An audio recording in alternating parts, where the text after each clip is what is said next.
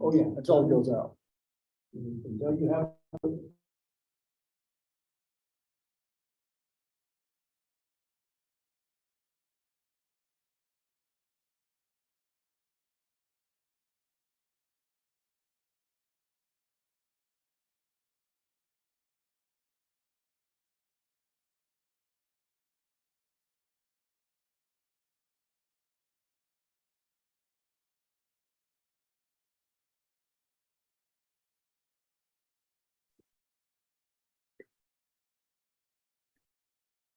Hello, Carolyn.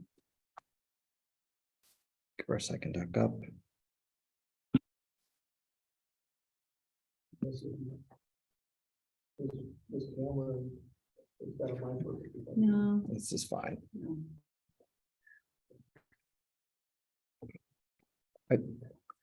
You know what I mean? Since we're all at the table. Carolyn, thanks for joining us today. I'm going to call us to order at 4:05 p.m. And looking at today's agenda, are there any additions, deletions, or corrections other than wanting to move Paul Yinling to the top of the discussion so he doesn't have to sit through the rest of our meeting if he doesn't want to? You're welcome to if you do. Any other changes? Not that I know of. Motion to accept the agenda. Second, All in favor? I, Okay. Who's not present on the agenda? Carolyn, did you have anything that you wanted to speak to us about since you're logged on?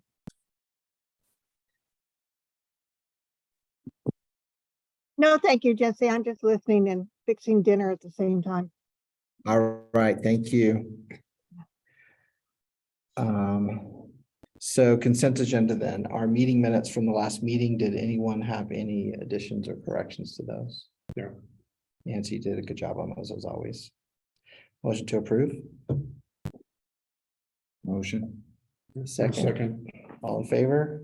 I, We'll move on to, we're gonna say business 5F, which is Paul Yeagle.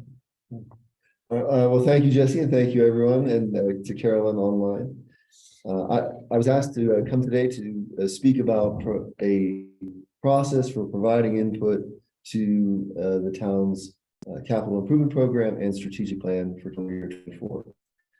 So I'll just describe a little of my background and so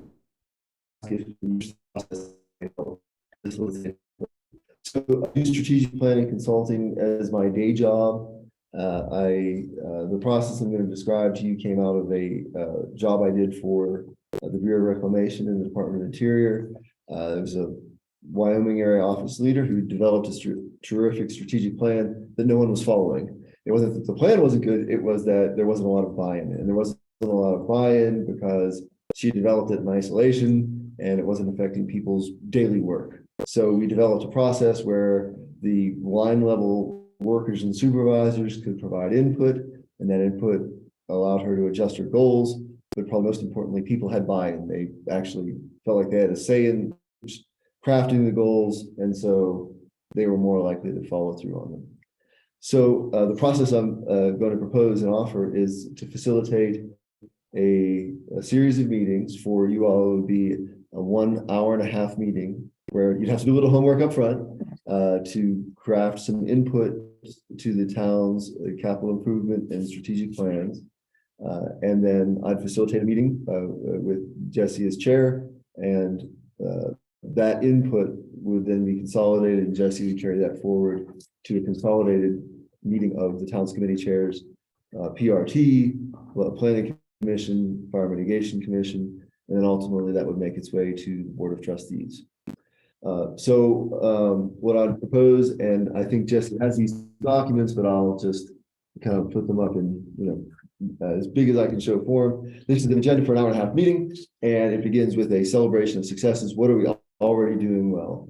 Focus on the positive and pass that along to the board to say, here's the stuff that we're doing well that we just need to sustain. When it comes to the inputs on the capital improvement plan, you all, I've provided to Jesse for your use, an Excel version of the town's capital improvement program. And my recommendation would be to take 5 votes, with your number 1 vote being the most important thing.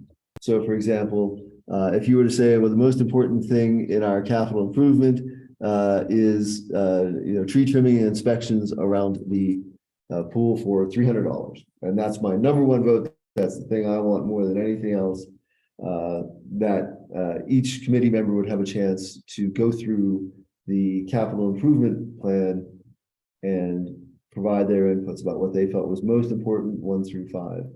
There would also be an opportunity to address things that aren't currently addressed.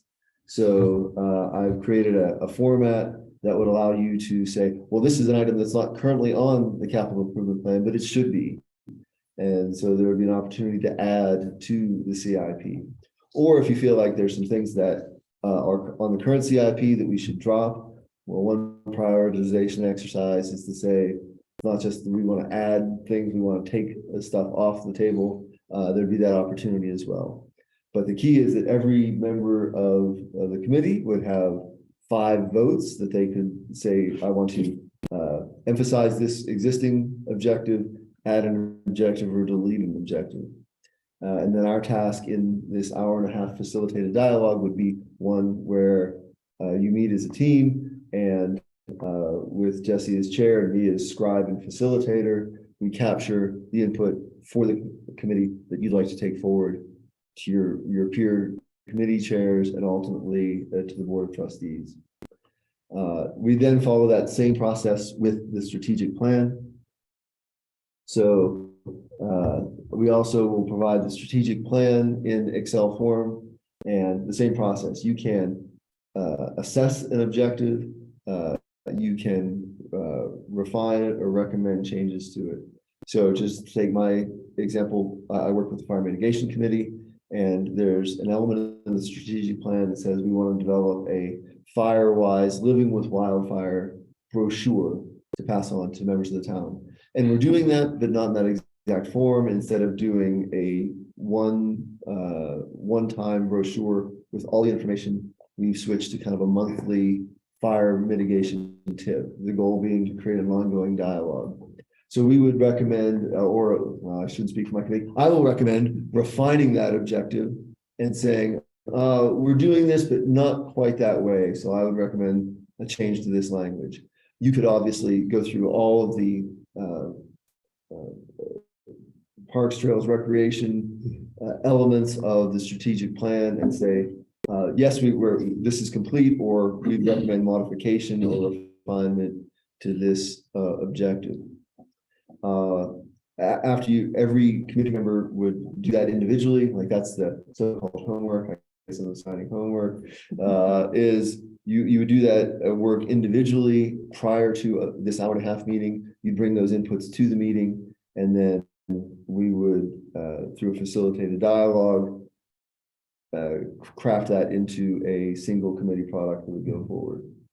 I have a couple tools that we may want to use.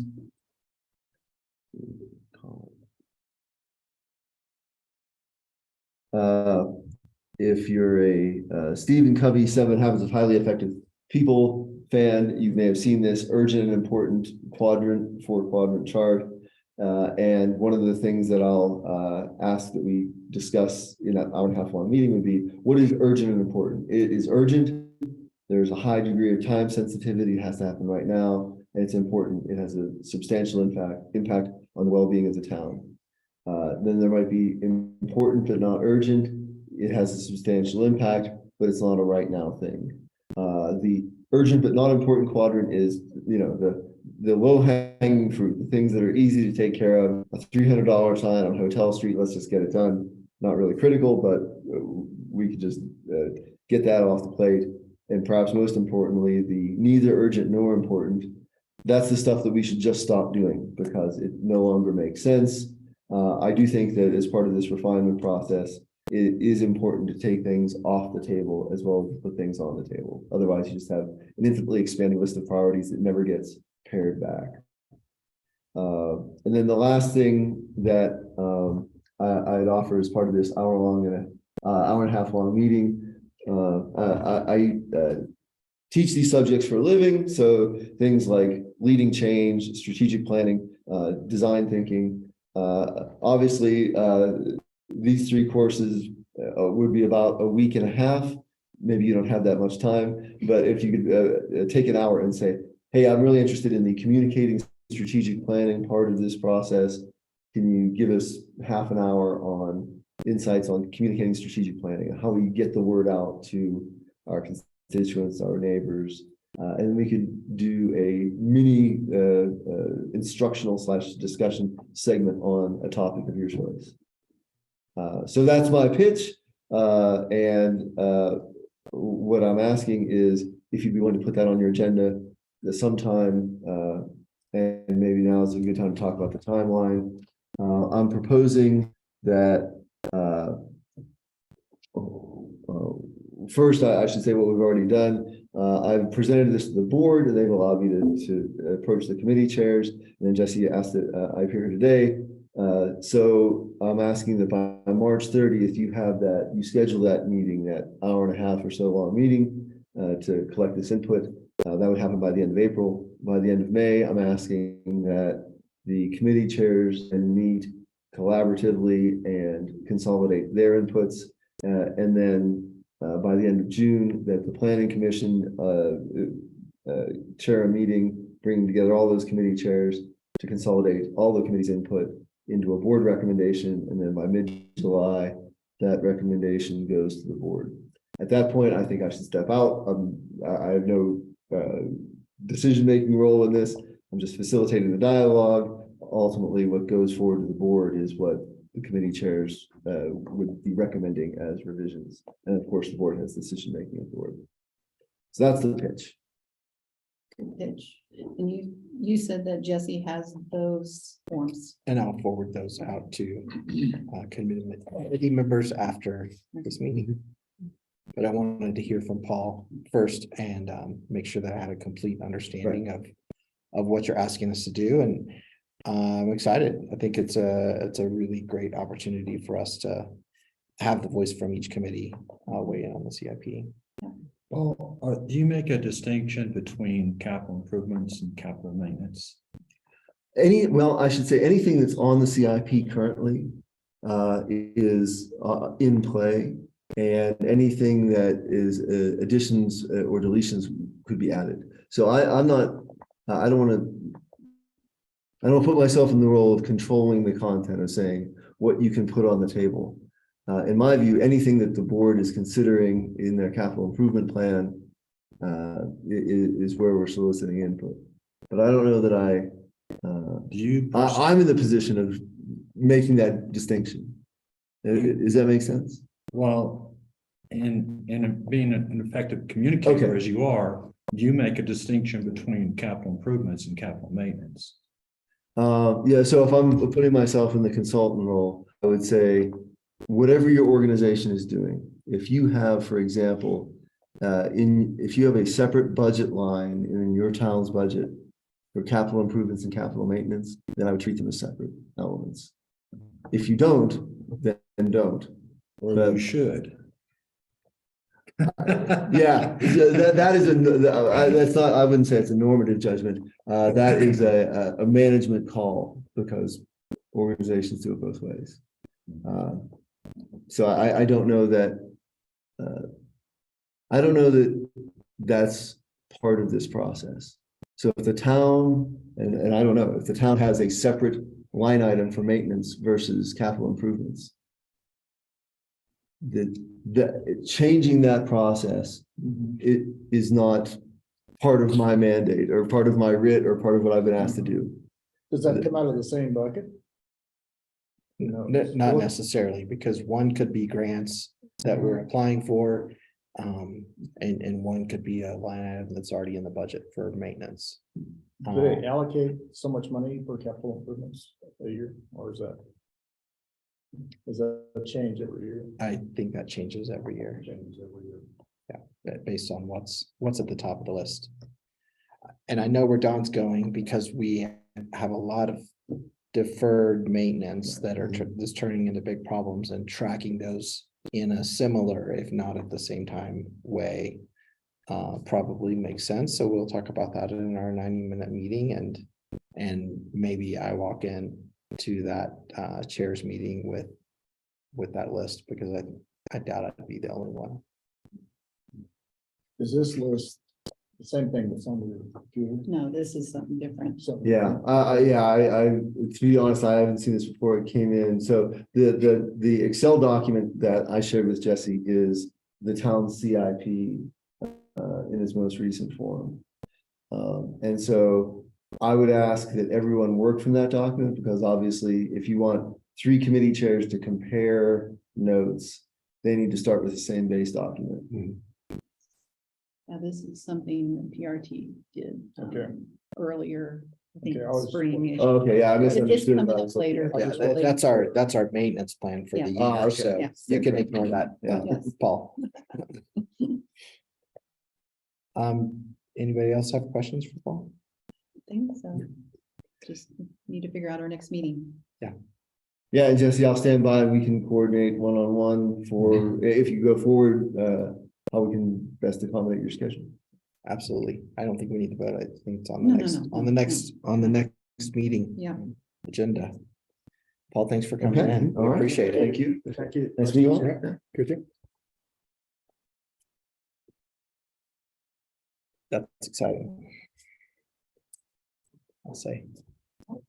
Let's go to item 5A, Community Spring Workday. So that's what I brought in basically. Mhm. The first 2 pages is very familiar to you, and we really don't need to review it, I think, today, but that's our maintenance plan that we put together for the parks for the year. And there are a lot of acronyms. You see those on the second page. I'm not a professional, but I did my best. Anyway, we broke down a plan to manage the parks for the year, consisting of volunteer hours, PRT hours, public works hours, and a contractor or designated person, as the town had spoken about, hiring someone specifically to take care of the parks. So this is our breakdown that we approved last year. There was a budget attached to that, which got approved by the board of trustees. And here we are, time to put this thing into action. So then if you want to just really take a look at page number 3 is what I want to work on at this segment of the meeting. Let me talk you through my plan, then we'll get some community or some buy-in from you guys and see if this is how we want to do it. So I suggested our community work dates of either May 6th or 7th, or 6th and 7th, or the 13th and 14th. Then I looked at, I sort of wanted to split up the tasks and maybe make some captains. So Captain A would be looking at the raking, mowing, and trimming of each park. They would then put together a proposed equipment list, tool list, and number of man hours needed. And at our next meeting, we would really jump into assigning that. So Captain A would be in charge of that. Captain B would be in charge of leading the team to remove invasive plants, mitigate weeds, and do a debris cleanup. Captain C would be, and these are sort of one-time events to start us off, because the community work day was the first engagement on spraying the goose repellent and doing a goose poop cleanup. Split rail fencing may not happen during that date, but whoever is that captain can go around town and look at how many posts, how many rails we need. We have a budget of $250 to do that, which I think is plenty. I looked at pricing yesterday at Home Depot, and fortunately those did not go up too much with the rest of lumber expenses. D, I think Nancy added a Spring Creek Week cleanup to. No, we decided not to do that. Okay, I knew that was a Yeah. play, Yeah, so, I sort of corresponded with that shape, whatever. lady. Yeah. And I didn't think it sort of met what we were going to want to do. okay, So, yeah, good, because that was gonna erode our volunteer. okay. Or could Yeah. potentially Yes, exactly. erode it from our goals. Yeah. And we have a really successful fall Creek week. So we're taking off the D Creek week. Yeah, so we'll leave that Mhm. off. That's okay. D still has another job. You're not. So Captain C would also be in charge of preparing the planters at Gazebo Island. And then Captain D is really looking at what the rest of our commitments are for April and May that are in the approved maintenance plan. And so there are things like engaging tree trimmers, engaging folks to do fertilization, making sure that we've got irrigation, things are happening. So that's sort of how I thought about taking all of this and putting into an operational plan.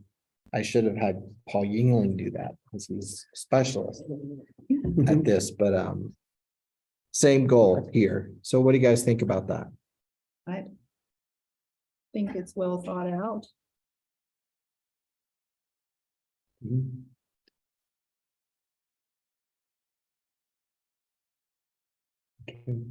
So as we do these are the usual things with volunteers would have to sign the town waiver. Meet early morning, work for a time, work for morning time probably. Okay. So I think if you guys are in agreement of this process, then let's take volunteers to become captains. I want B. I mean, I could have almost filled this out for you, Nancy. Yeah, I want to pull those weeds.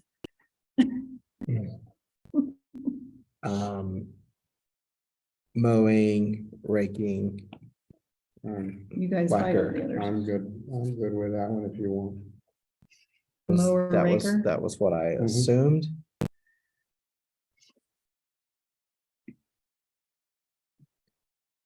Don, where do you want to plug in? Split rail fence. Looks like the new guy gets some news poop. Well, No, that's Dawn. yeah, I mean, Don sort of signed up for that as Captain C. Just because I said the geese had landed? Well, Be careful what you wish for. I'll take the fence. Repair split rail fence. Um, Where is that exactly? so you'll see it really all over town. Okay. Flagpole Park is a good example of one that's missing a lot of pieces. And between Lake Street and Gazebo Park, there's quite a few missing there. What And about it's, private property? Mhm. and Well, I take that back. It's not really private property. It's on the city easement. Maybe the property, I don't know if the property owner is responsible for that, but there's some, like Belvedere. The right of way, it's really city land, the street, but the right of way extends into the person's property. So is that the responsibility of the homeowner or the city? You're thinking of a couple of parcels on the right-hand side and you drive up Belvedere. I think those are private because that fence runs around people's property. Yeah, there's some vacation homes that people, it's not a full-time resident, but there's it's not really a split rail fence, it's more of a log rail. Yeah, That's different. Okay. so not within the scope of this project, I would say. But as we get one thing fixed, Mhm. we get two things added to our list. So I bet we get there eventually. So mainly it's just around town, Mhm. around the city proper. Parks mostly. yeah. The distinct city property, I Okay. think, is a spot. Like Flagpole Park, as Jesse's describing, is missing. I don't even know what happened to posts, but they're gone. But that's important because someone could drive right in there Mhm. from this side of Flagpole Park and go right into the septic rings. Yes, that would not be Because good. those are huge. Yeah, And so we're Yeah. not protecting those. Yeah. Mhm. that would be expensive. So is this just to identify the areas that need to be replaced, or is this just a volunteer thing? That you need the materials to do that usually. Right, so between now and the next meeting, let's finish assigning captains. So I'm gonna put, Dawn has volunteered for C, and Phil, I'm gonna have you do item D with me because that's a lot of work. And that'll give us a chance to work together on some Is that- things. Does that include the Creek Week, or is that just the No. bottom D? That's Yeah, just you can- plan the, Creek Week is off the All table. gone. Okay, Creek Week was done last fall. Well- There's two iterations or Yeah, two steps. in And it. the spring one didn't fit, so. okay. so you and I will look at the rest of the PRT commitments for April and May. Okay, And we'll talk about those at the next meeting, but Okay. on our community workday, we'll probably fill in wherever there's not volunteers. okay. But then, so we've got our assignments, or we know who our captains are. Is, Rocco used to be Trails Committee Chairman. Is he still, is that outside this committee? Yes, yes. Okay, okay, We're a 501c3 now. okay. The Friends of the Pass Trails is what Rocco Hmm, is on. I think everyone in this group is As a relationship. associated somehow with that Mhm. group. Technically, it's a contractor for the city. Mhm. for the Really? town now. Yeah, but he usually gets some volunteers to do that, though, doesn't he? Yeah, but this is distinctly separate because the Trails Committee the Trails Group doesn't work on city parks per se. Okay, just the trails. But I will sneakily talk about that here in just a minute. Do we want to go ahead and pick our date? I think so, because we should be putting out advertising as soon as Yeah, possible. yeah. I mean, the more times people would see it, the better. Yeah, so, the goal is to have the parks ready and looking great by May 15th, when Public Works would take over. So I suggest that we pick the first weekend and we Mhm. can say Saturday or Sunday. And then if we had bad weather or something, we would just Have a push to backup. the next weekend. Yeah. That's Cinco de Mayo.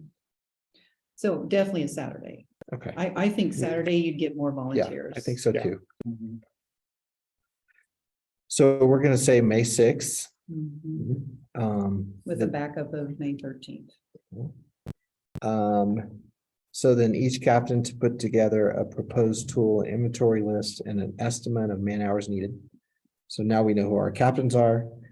You know that at the next meeting, I would like you to report back on what you think, how many mowers we need. Yeah. How many weed Mhm. whackers, how much gas, how Yeah. many volunteer man hours, including our Mhm. captains, trash bags, all those kinds of things. So think through, vision yourself. I'm the captain of getting every park mowed, which is 3 parks. What do I need to get that done and how many people? Yeah. Yeah. So we'll talk about that again at the next meeting. As you're going through that, though, as you're thinking through that, Jay, with your mowing, if you see additional needs that you think should be added into that, tell me at the next meeting. I have And can I? already got something. Can I suggest that the ABC captains, once you get like your homework done, Yeah, if you can send it to me so I can put it in the packet so that we can have, Okay. that way people can sort of look at it ahead of time and sort of give some feedback, because that would help too. Sure. Okay, tentatively, we're gonna have another meeting about 2 weeks from now. Right. Okay. Okay, next on the list is a digital asset for community engagement, which is something that can be printed or shared online. And we want to have that available. I think would be great to start advertising for volunteers or asking for help. and promoting our plan next week at the PRT workshop about the Stilling Basin area. So I'm gonna just add that to my list, if that's okay, to get that digital asset ready. What's the population of Green Falls in the wintertime? 640. 640. Two. 642. Um, Is any work done during the summer? For parks and recreation trails? You know, I wondered if we could get some more volunteers through, you know, the vacation, property owners, they own the property, they should, they should be proud of their town. We could spend that time too, and maybe get some more people that way. And see if they're, because they're on vacation, they probably don't want to work, but at least they can, send it out and maybe get through. Yeah, so the answer is yes. This sounds like a lot to accomplish, but if we don't get it done at the beginning of summer, it seems like it never, we're behind all summer. So our goal is to get this knocked out. And if we don't get it complete on day number 1, then I know this group will have another day. And I think getting it done early sets an expectation of what it should look like for Public Works. It sort of gives them a visual. Yeah. of- And so then you'll see in the first 2 pages of that document is the actual maintenance plan for the summer and how often we expect each park to get mowed, for example. So we're sort of, giving our expectation, which has been approved by the Board of Trustees, to the town manager to direct Public Works. So, so the answer is yes to that question. So then the last thing that I said here was request support from local businesses to donate supplies or volunteer hours. But let's talk about who else should we reach out to. Obviously, we should reach out to the Friends of the Ute Pass Trails. There's a Facebook group for short-term rental managers in Green Mountain Falls. I think we should reach out to them. Is this strictly limited to Green Mountain Falls residents, or can you include Cascade or? Yeah, Absolutely. anyone who's interested in, Because they use probably the facilities too. so. yeah, the Facebook group for Green Mountain Falls is pretty inclusive of people in Chipeta Park and Cascade. Basically anyone who's interested and knows enough about the town to get approved by Carolyn Bowers to be in the group has access. So Yeah, that's a good way to Yeah. generally give reach them a out. free lunch and beer and you probably get a lot of people. Free food always helps. That's where that reach out to local businesses. That is the outreach that it has been favored. Yeah, it is. And so that, and I did think about this today when I was doing this document, but maybe hospitality needs to be a responsibility of one of these captains too. As you look at me. No, I'm saying, Party Central. No, I agree. yeah, and whether we reach out to the Outlook Lodge to have one of their, I just use that as an example, but I could ask Jen to help with hospitality that day and she'd be happy to do it. So that's a way that we can accomplish that through community partners.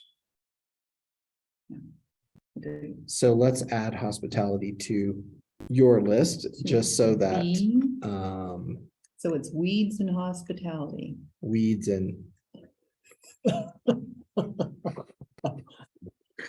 drinks, beers. So I know what's going in your salad. A bunch of the weeds you Yeah, got. I don't participate in that kind of behavior. So you've sworn off dandelion greens then? Yeah, they made me so sick last time. You guys went way the other direction. I just said weeds and hospitality.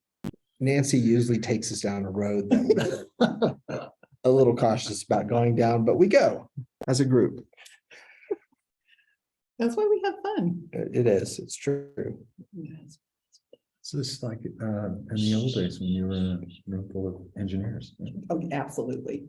Absolutely. along with yourself. Yes. Okay, so that last section. I'll take care of VRBO people. I'll take care of Facebook because I'm in those groups and I'll have the digital asset. And then there's plenty of people who can share it with. Yeah. Friends of the U-Pass Trails, Yeah, because yeah. if they don't have a work day scheduled that day. I will step up to that Mhm. one. Thank you. Any other groups that I'm not thinking of? The What about the fire department? I don't know if they're committed to staying there. The fire departments previously stated that they're too small to really Really? Chamber? execute or do things. That's why the pancake breakfast fell to the trails group. Green box? Well, the green box was, Oh, Very relevant. my people will be there. My people. But that group will be Yeah. there. Because they're excited about this, so. okay, good. Yeah, the fire department is only like a half a dozen people right now. Yeah. But still, we could send the flyer over and Yeah. if, At least for awareness, because several of those folks are pretty active still. yeah, everybody we get that day Okay. will help. Who is producing the flyer? Okay, so once you get that, then I can also put it up trailheads and businesses. Hmm. And, And so, and I think our trailhead cleanup will be the next thing after that mhm. to get accomplished, and Phil and I are gonna be looking through that list, but I know that's one it's gonna happen. We'll use the farm stand at Greenbox as central location that day for everybody to meet up for hospitality and to get instructions and sign waivers. Any other thoughts or comments on this? I'm excited. All right, we I'm got ready a to pull plan. some weeds. We got a plan there. No action required. Spray instead of trying to pull. Don, you got a Great satisfaction. poop shovel? I got one. Yeah. How about a vacuum?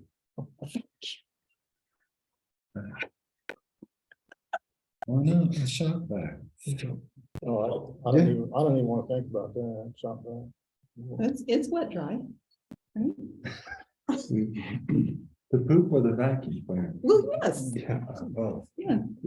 Somebody would have. I mean, it might be fun. It might be very innovative. And someone might be very excited to do it.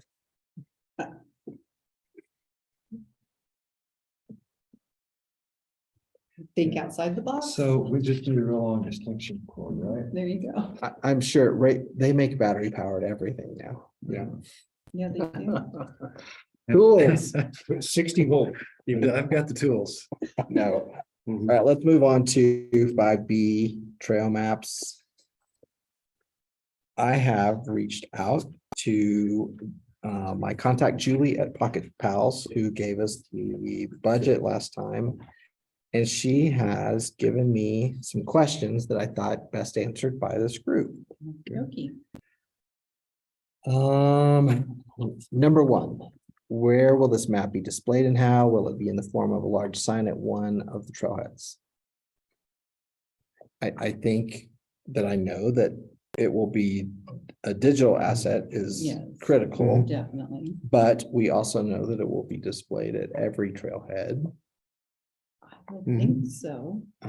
Yeah, no, I think it would be, it's essential to have it displayed with the link or the little QR code reference. That would get it going. Yeah, I And a think, nice size one. yeah, so I think the point of her question is for us to say, and she's saying the proposed mentioned map size to be 36 by 24. Is that too big? That's pretty good size. Yeah, I think that's almost the face of our entire trailhead. Oh, yeah, that. Even national parks are usually so big. But to get reasonable resolution, on those maps. And when we had the smaller versions posted, those were very hard to read. I think we need something in Yeah, between. a 36 is this big. That's roughly 2x bigger than a folded, than an unfolded trail map. Mhm. It depends on the region you're covering with the map.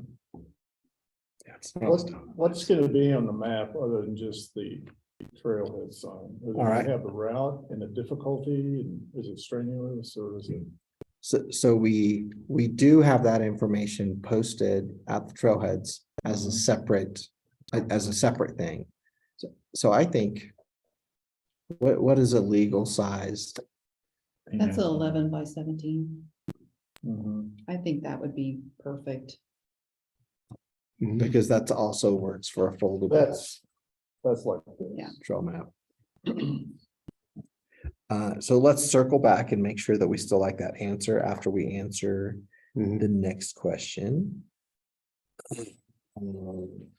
Verify the map constraints for this project. They are envisioning the northern boundary will be just north of Mount Dewey. The eastern boundary will be the Ring of the Peak, Mount Esther Trail and Trailhead and Chipeta Park. Southern extent would be just south of Ring the Peak, Mount Esther Trail. The western boundary would be near the dam of the South Catamount Reservoir. I could process all of that information. Okay, let me slow down. Right, to put it. Yes, what should our northern boundary be? Okay.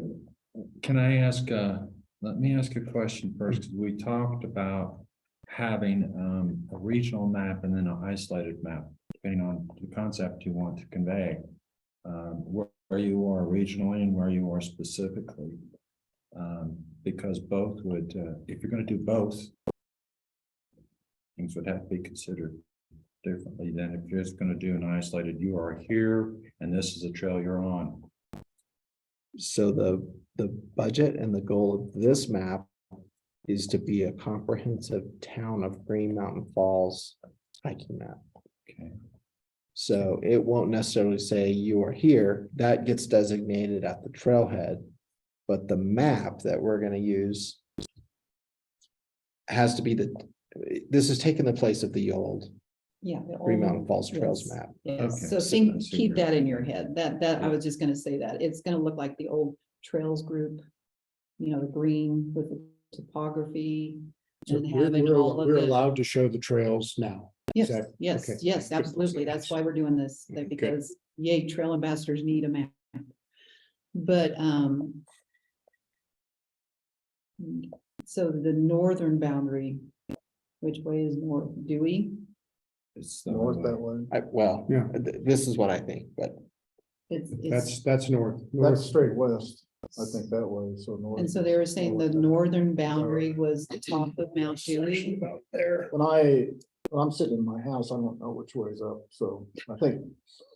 I know when we're in our car because it tells it. North is that one.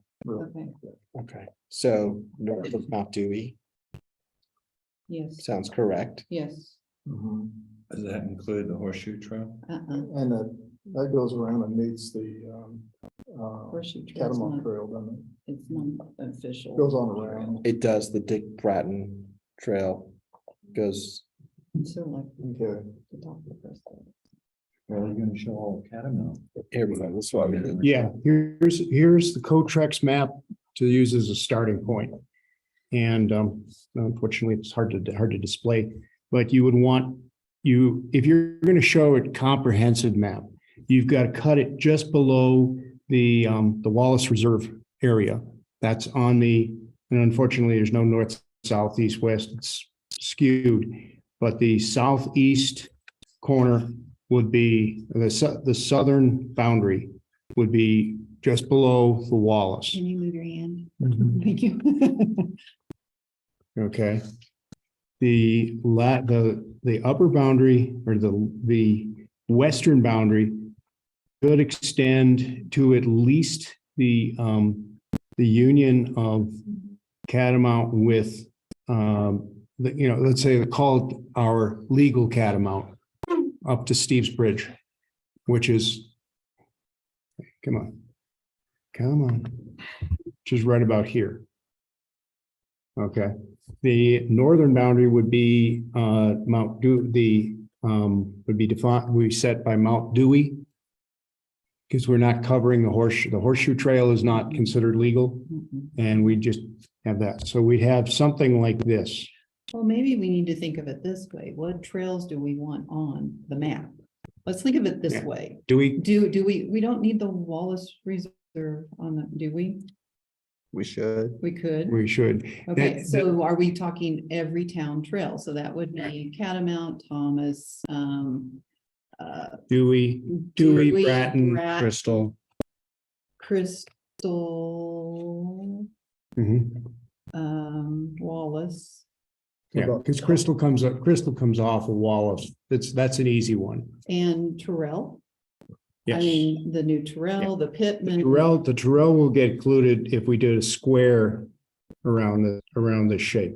Yeah. Because the Terrell is in that corner. So that's gonna be a fair, like Don said, a fairly large area for a lot of trails. So you gotta think about how easy is it gonna be to read? Is the Thomas Trail gonna be on there? Yes. Oh, yeah. Okay. And I will say that the Pittman Trail, the Red Butte, has its own trail map, Right. and which so does can be Dewey. referenced, and so does Dewey, and And so so does does H.V. Wallace. Wallace. So they already have all those Right. data points. That's that what they're I'm gonna- saying. Yeah. That's what I'm saying is, oh, so you're saying, go ahead and keep them on the big comprehensive map. Because we already have those data points. Yeah, by putting the overall picture together, you've given people the chance to say, oh, do I want to go that far? Because Yeah. if they if they go up to a trailhead, they're up at the Catamount trailhead and they don't have any water, they're, just taking it easy, they're going to be burned out. If they see it on a comprehensive map and see that it's a long trail and the description attached says elevation gain, they're gonna understand what they're getting into. Well, and if we have a trailhead of a Catamount that has that map up there and says, you are here. Right. Yes, Look how far that is to the reservoir still. I mean, that is a visual also. One other thought we might want to consider for, helping people with the map is having the horseshoe trailhead, but have it end, don't show its route, because there's a lot of people, it's a very traveled intersection that's not marked, and people go down that with a Yeah. Bratton all the time. True. Yeah. I see what you're saying. Yeah. Yeah. on that comprehensive map, if we just say, go this social way. trail or defunct trail, we don't want to. They're- Landmines. Land shark. Yeah, Unimproved trail. Yeah, there you go. An improved trail. That's Unimproved. good words. Yeah. You That get a Blarney Stone. that would work. That would work. Okay, let's try this another way. Yeah, that's a good. You clipped it. So that you point. guys don't have to come around, but Yeah, I um, am not tricksy enough with a, is there anything that I've missed here? Or do we want to trim this down? So we're not gonna There's show. really not any way to trim this edge down because we've got Ring the Peak. Can you color It's- code those trails so you have a legend to tell which trail it is? And how Yeah. far it is? yeah, we had that on the old map. Okay. Yeah. Okay, so let me go back to, so you want to go further out than this, right? Let's go back to this. Tell me where you want to include this. Is that what you're saying? I don't think we can not have it because it's a square. I just should we have it identified as Ring the Peak Trail? Actually, what you've got there on 333, that's that's not Ring the Peak itself. That's the, I believe that's the, highway No, there. it's utility. Because here's Crystal coming up here, and then that will take you. Ring the Peak. So we're not Ring, gonna no, show no, the ring, Catamount ring the, Reservoir? Crystal doesn't or the Ring of Peak doesn't go past that. It goes up this way towards Catamount. So tell me the left bottom corner of the. Am I here? I think so. You know, This is Catamount goes Catamount up. Reservoir. No, Catamount Reservoir. That's very full. Catamount Reservoir, up. We need to Yeah, show it's up the there. reservoir. Yeah, we need to show a little bit of Can you just pop this trailhead note off there? Just X this out. You're just getting instructions from That's everywhere. okay. We're like little hens. No, it's okay, That's what I wind up doing. because I'm. Never mind. Because not that's good the end of the forest. Is that the Yeah, reason you you did were- the boundary? I mean. I this just boundary, picked one. Because as a trail ambassador, they're gonna want to know how to get to one of those reservoirs. That's through the Catamount. Yeah, so it would have to come, it would have to come all the way over to the National Forest boundary. So. Then you're thing all we wanna wrong. show. Well, but if you're, listen, if you are a Trails Ambassador and you need to give that information, if this says to the Catamount Reservoir, and that's probably not the right spot. If we ask the map maker to put that information on the map, Well, that's true. it could be helpful. And Yeah. so we have to make a choice here. Do we want to be zoomed into to our trails? How Yeah. zoomed in can we be and then give Yeah, no. other information to lead I them? get you. Yeah, this, the zoomed in maps, right now you've done the maps of the detail maps of the Pittman, Mhm. the Thomas, not No. Thomas yet. No, Wallace and Dewey. Pittman, Wallace and Dewey. Okay, Um, are you gonna do Catamount? No, Catamount is not really, Okay, we don't really own it. that's Yeah, only 50 feet of it, Yeah. or Okay. 500 feet. Mhm. But maybe that's something that we take on as a later on project. Yeah. Mhm. And in fact, I probably know someone that might, That's a Donate that. heavily used trail. Oh, yeah, that's our That's Yeah. one of the main. trails. 95% of the people come to Yeah. go on In that the trail. summer, Wanna see the it comes waterfall. to the stream. Mhm. so I would like to be as zoomed in to the No, I Catamount agree. Trail I as agree. possible. We- For all those reasons. So where should the bottom left corner of the map? I be? personally would like to see it, the water, the trail leading to the water. Or So right, you'd have to. right you'd at have to the bring it dam. Almost over Oops, there. sorry. It's one of the funky Show me, things with this. put your finger Oh, yeah, where you want it. Use your you do pen. it. I This map's getting believe bigger. It comes up 48, Yeah. 4x8, big enough. Yeah. about right Yeah, there that's- where those restrooms are, just on this side of it. Yeah, those are just above South Cat. That's at the South Cat parking lot.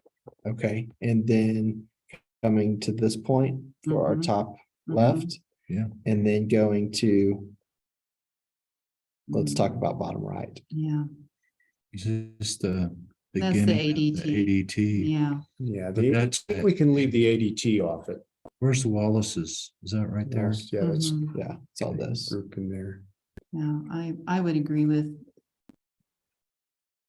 coming down this Yeah. way Yeah, I think you got a good point there. and then coming over I have a question for everybody. and over. Can you have like a large general map, for the entire area?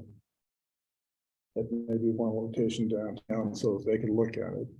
And then each trail head would have a kind of a regional map just for that area. There are regional trails. We were talking about that a moment ago, but Catamount is not covered as yet. Mm. Well, he's saying that. I think that's an excellent idea, having the largest maps at our city welcome center, at the Mhm. town welcome And center. it like streets. Shows the map, shows all the trails in the And then area. they can Then decide their they can route, kinda and when they get to tell the trailhead, then where- they'll have a more blown up. that gives them a kind of a reference of the However- whole area. However, that would work at Dewey, that would work at Red Butte, that would work at Wallace. We don't have any trailheads at Thomas or Catamount. Well, Not We're yet. working on it we will have. by the summer. So to answer your question or May to 1st. respond to that, I think it's great and I think it's a goal. But the scope of this project is limited by budget, which is gonna be this one map. We have the ability to do that at 3 systems because historic has already done How that. much are these signs costing if you have a sign maker or map maker make it? The entire map is, I wanna say 600, 1200. That sounds like a lot. Going back to your Yeah, bit because I about asked for the regional 300. map. What if we just made large scale plots of a section of the Cotrex map? And pointed to it as this is the Cotrex map of trails and locations in the Green Mountain Falls area. And make this really big. Paint it really big. Is it? Just, Let me ask a but question. just taking a snip of this and printing that. Would that be a viable way to go? Because that would do 2 things. That would set Cotrex. We've emphasized repeatedly with trail ambassadors, the Cotrex is the better reference for everyone.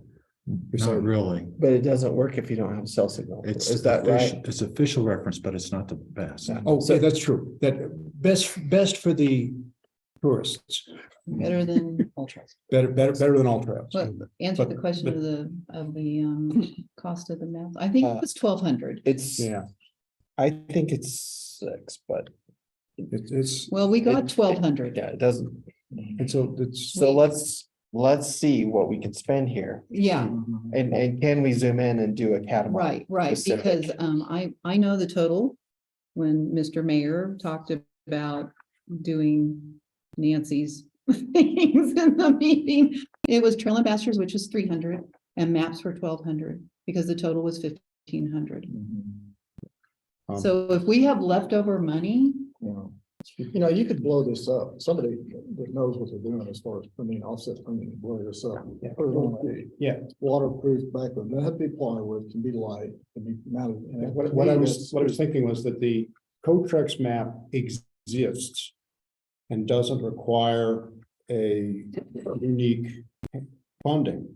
We could save the funding for some of the more detailed maps that go into, that could be earmarked for people at the trailhead, like the catamount you'll need eventually. And then this printing of this map could be done relatively inexpensively. Okay. Basically a Okay. snip of that. Okay. I'm gonna get us back on track because we're in the weeds. In the weeds. The goal of this project is to do a town map. So to accomplish that, we need to pick 4 corners and send it in, and we have then a digital asset that can be printed in whatever shapes, format that we want to be at the Welcome Center and be on the town website, and a QR code at every trailhead.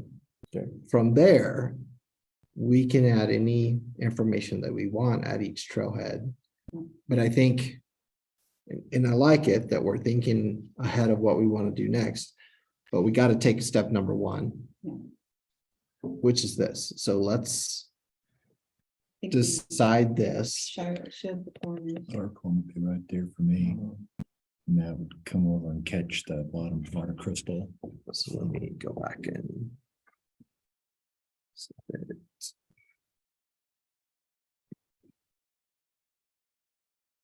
Okay, tell me when I'm at the right spot. Try.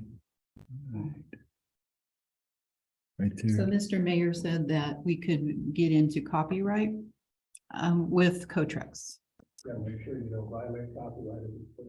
Okay. Is that something what organization owns Cotrex?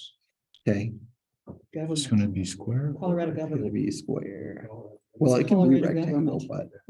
but, so we're coming to There. this point. So I just call Polis's office and stuff. Yeah. No, you're down. Just make it square if that's what you want. Well, I think rectangular works because it's gonna be like I forgot what style of paper, but, okay, is this it, guys? I would pull it past that restroom and. Mhm. To here. yeah. So, Yes, That looks fine. yes, yes, Yeah, please. it looks fine. Ooh, the snipping tool. I love it. So I was examining the Ring the Peak maps that they publish. Mhm. And ours are already superior to what they publish. It's, Ring the Peak has not done a great job of popularizing themselves. it's almost unreadable because they're using the USGA. Did you just lose it? Topo map. No. Yeah. And it's just too highly detailed. Yeah, it's got too much stuff on it. Yeah. But the concept is good in that they have a brochure, they have the whole region of Ring the Peak, and then they break it down into segments. Yeah, I For think each, it's, for like 10 different brochures. yeah, we're Ring the Peak section 2, I think is directly above us, section 3. I forgot something. I have them at home. But they don't, just little things that make it easier to read, but they'll have a segment, a start and end, but they don't show the connections of the next segment. Yeah, Phil, you got. Phil, tell me your email address again. Pardon me? Tell me your email address one more time. Peas and Paul, Bees and Boy, MCINT @AOL.com. There it is. I'm just gonna say MC Hammer.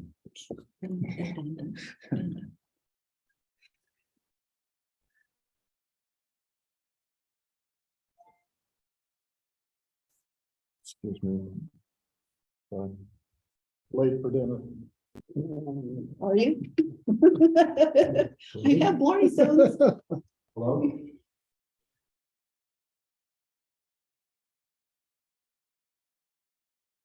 I'm sorry, Jason. Do you even know my name? He's publishing right now. I get her done. And remember, also when we're thinking about goals and Cotrex, that Waze does it off of GPS location, so you don't have to have cell service. So Historic Green Mountain Falls Foundation is going to try that mapping system on Red Butte to see, as a test.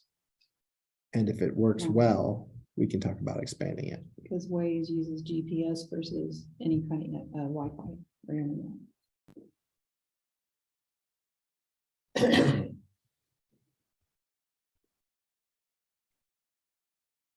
Okay, I just sent that to you guys so that we all Perfect. have it. Cool. So all of that being said, we think 11 by 17 is good, Well, but we could ask we to would- also have it done. Yeah, And we can print it any size we want, but she can optimize the printing at certain sizes. So we'll get our digital asset that we can print any size, but which sizes do we want it optimized at? And I think 11-17 is a good one, I do. but I also think, we don't have a lot of information on the back of some of our trailheads. And if we did a 36 by 24 inch, we could put the whole thing there on the back at an optimized level and. We could. I had sort of some plans for the back of it also, because I was wanting to really support local businesses and activities and things like that too. I was gonna do that last summer, but didn't get to it. But I mean, yes, we can obviously look at hopefully we'll get some prototypes that we'll be able to hold in our hands and really go over and look over really Yeah. well before we make a decision. Yeah, I think we have 2 mock-ups are included in Okay, the price. So perfect. we can sit down Perfect. and I would love to send it to Friends of the U.S. Trails for them to review and make comments. So I think getting a lot of comments. Yes, absolutely. So let's say that we want to have her enhance 11 by 17 and 36 by 24. Does that sound good to everybody? Yep. Yeah.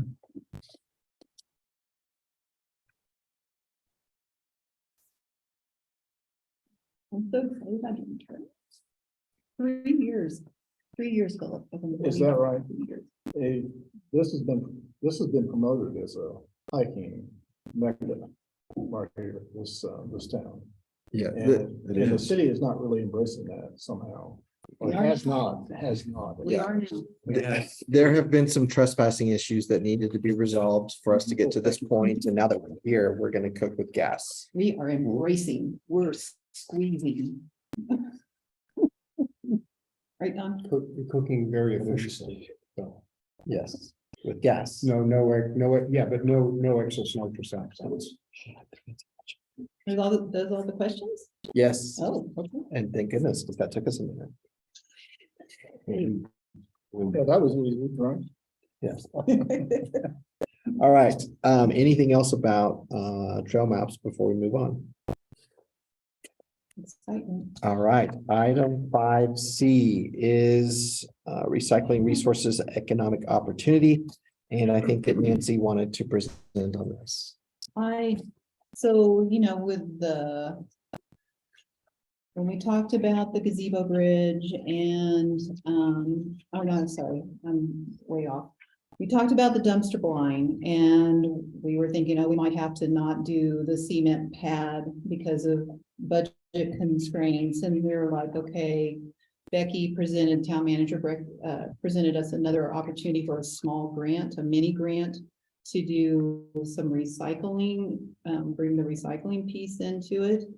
So I looked into it, and what you see on your agenda is 2 dates, or actually 3, but there's like a mandatory meeting you have to go to before you can apply for the grant, and then the grant due date.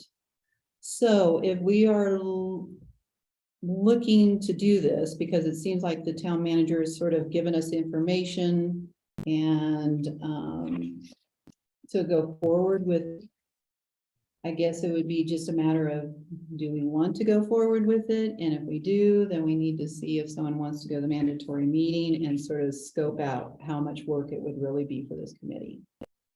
And I'd be willing to go to the mandatory meeting if you guys want to go and Why would the explore. manager be doing that?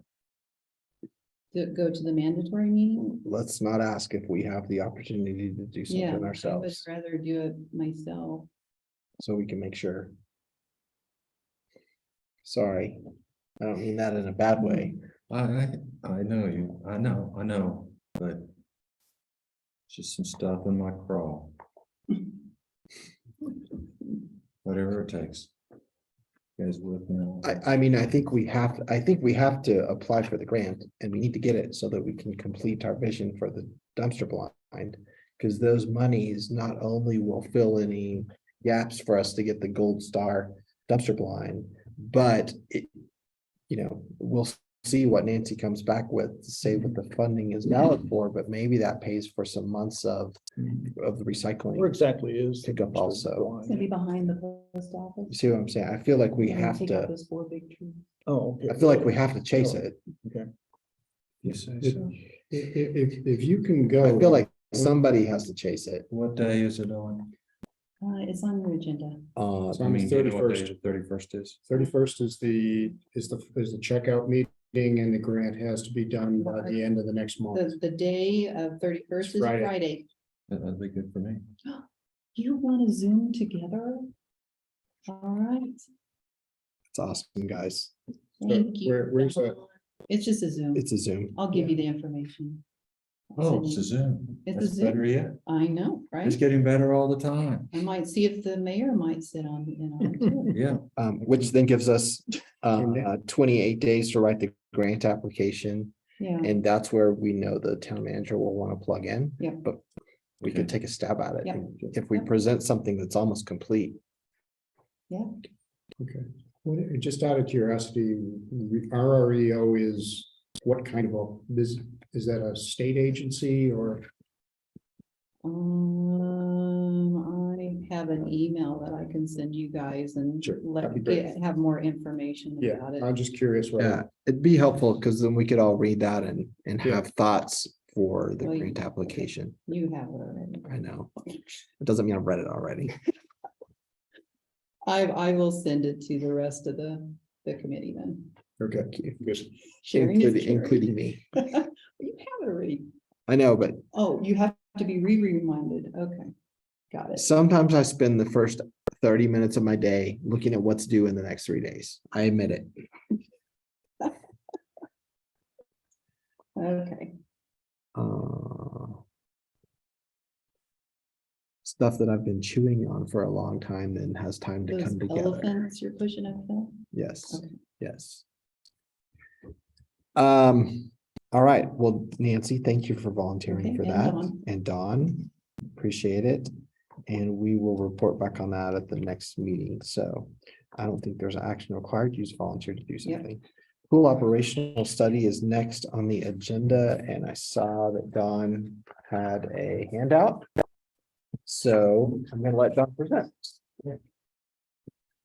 Well, first of all, I wanted to jump on this because time is of the essence.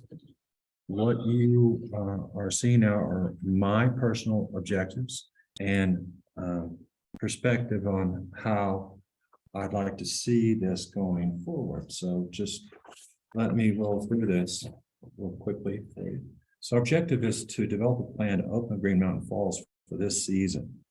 Because as it stands today, there's no money appropriated for that to happen. And there's no administration for that to happen either. So we could begin by, I'd like to begin by conducting a risk management review with CIRSA. And also there are other entities out there like the Colorado Special Districts Property and Liability Pool that specialize in pools, public pools that we can confer with and conduct a risk management review along with the town manager in light of operating the pool without a paid lifeguard, and to formulate a recommendation to the BOT and ultimately execute a plan to open the pool for this coming season based on the following criteria. And these are just my personal views.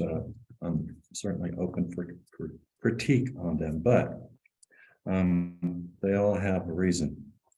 So for operations, the PRT would appoint a pool administrator to select and coordinate a volunteer staff for a front desk clerk that would administer the usage of the pool. We'd redesignate the pool to a semi-public pool, which falls under different guidelines than a public pool does. A pool would this is an important premise to me. The pool shall be free to all Green Mountain Falls children and their guardian. The pool shall be, this is an option if we can manage the administration, but the pool could also be free to adult residents and a different adult time slot. Also, the visitors, all other visitors, we would request by signage to give a donation for the usage of the pool. Pool users shall, of course, we got to have an ironclad waiver of liability, and I think we can accomplish that. And it's particularly in complying with any risk management review that our insurance company would give us or other entities that we seek advice from.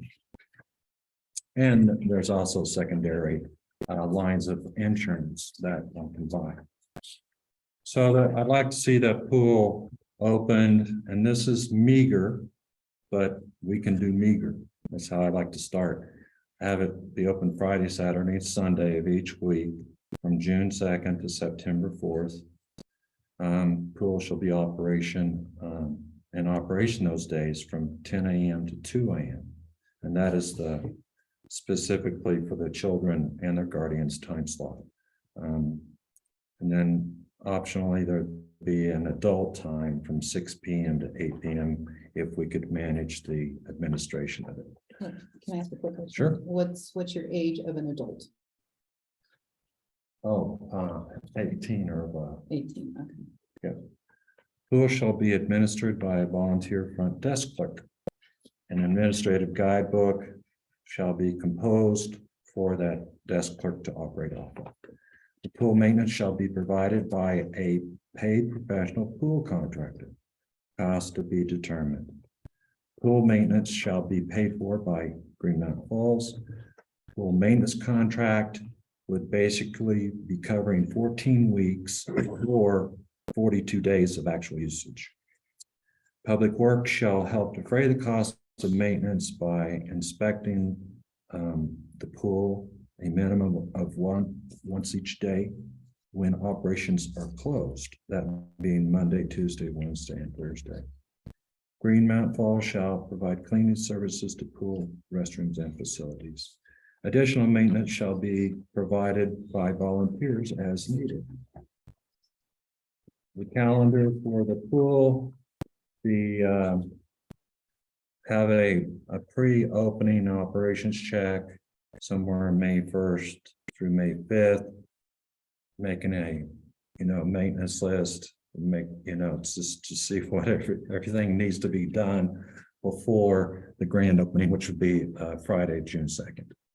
The proposed closing would be the day before, be Sunday on September 4th, which is the day before Labor Day.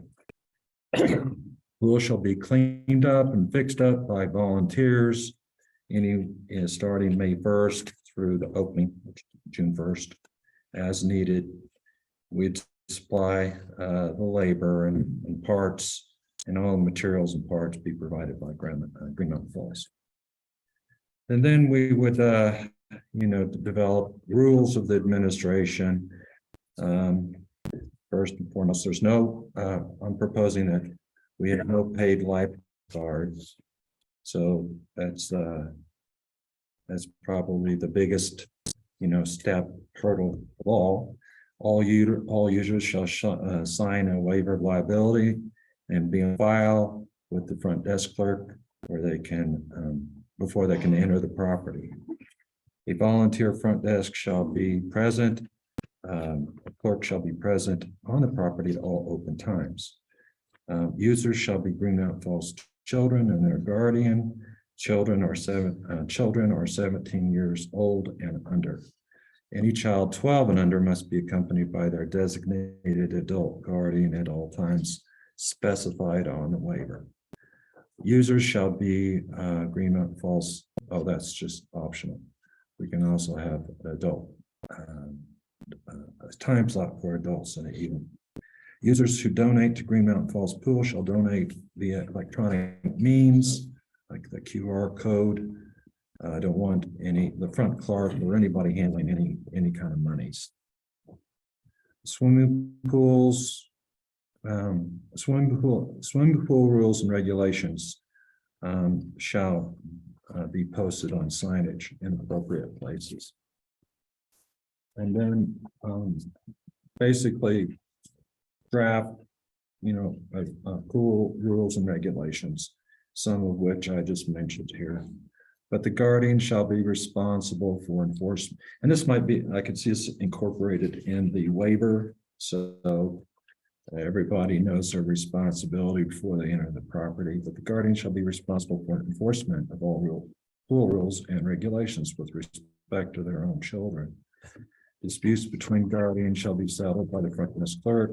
Front desk clerk has authority to order users from the property in accordance with the pool rules and regulations, and post signs of interest that state, lifeguard on duty, swim at your own risk. And then I gave you an example of some signage that another semi-public pool is using. So that's what I put together so far, but I thought it was important to, fall forward on this because the time is so short. If indeed we have the desire to open it up for the 2023 season. I have a couple of things, Don. So I think, and great, you always put together good things. I think Public Works this past summer, even though we had a contract, Public Works did all the maintenance. They did all the maintenance. So I don't think you're gonna have to have a paid professional pool contractor to do, because they did the chemicals. They did everything. So that, you can probably take that out of the cost. This is my thinking. Oh, My take on the town administration is that this is a big headache for them and they just soon let it lie. So I thought if we could defray the administrative headache from the town staff, they might be more inclined to roll with it. And while it's nice to have that capacity,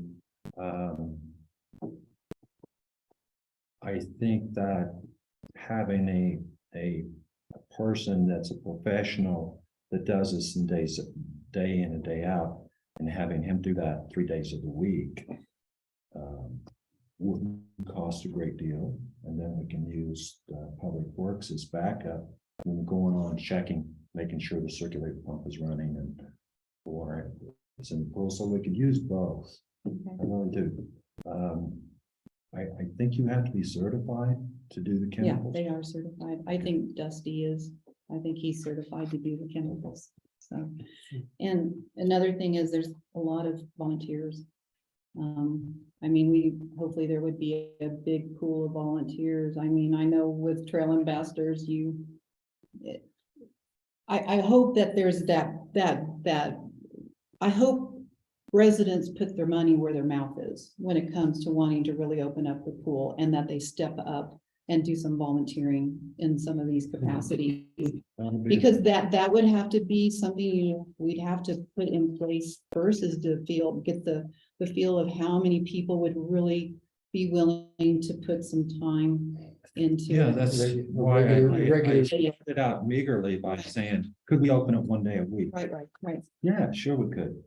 Maybe 2, 3. Yeah. That's kind of, I'm stretching it there, but Yeah, right. nevertheless, if we could still fall back to just Saturday and Sunday, we're still providing, the pool's open, we've got public service, everybody wants to swim, can come those 2 days. Right. And best of all is, I don't know what we were collecting before, but it's meager Oh, yeah, compared, and I think absolutely. the idea of having free swimming to our community would boost it a great deal.